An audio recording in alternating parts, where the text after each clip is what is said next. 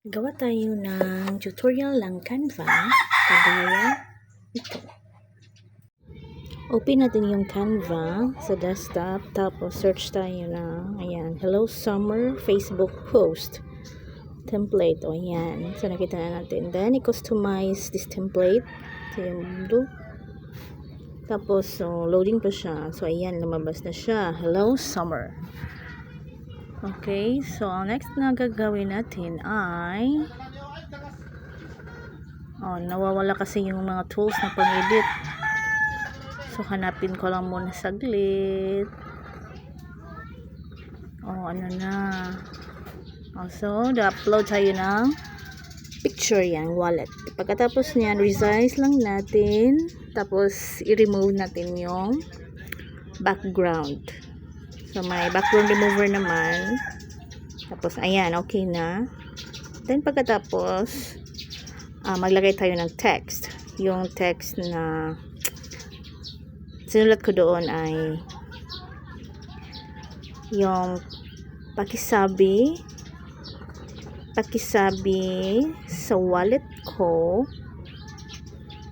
na sumabay siya sa mga plano. Tingnan muna natin yung Facebook kasi nakalimutan ko yung nilagay ko. Ayan, pakisabi sa wallet ko na sumabay siya sa mga plano ko. Sumabay siya sa mga plano ko. Tapos, resize lang natin. Ayan, nag-iba yung text. Balik ka. Balik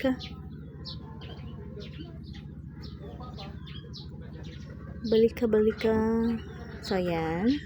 Resize lang natin. Tapos, palitan natin ng color red. Kasi color red yung ginamit ko doon sa pinost ko sa Facebook. Saan ka napunta? Balik ka na. Okay, yan. So, edit lang natin ng kaunti. Down. Tapos, lagyan natin sa ilalim ng wallet, sa ilalim ng kamay. Diyan. Tapos, change natin yung color niya into red. Ayan. Then, add naman tayo yung pangalawang text. Yung nagmamahal, Ronski Lori. Yan.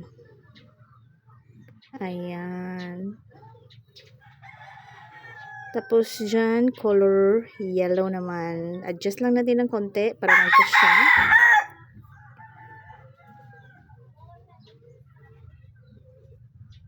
Change it to color yellow. Ayan. Tapos, na yan. So, save.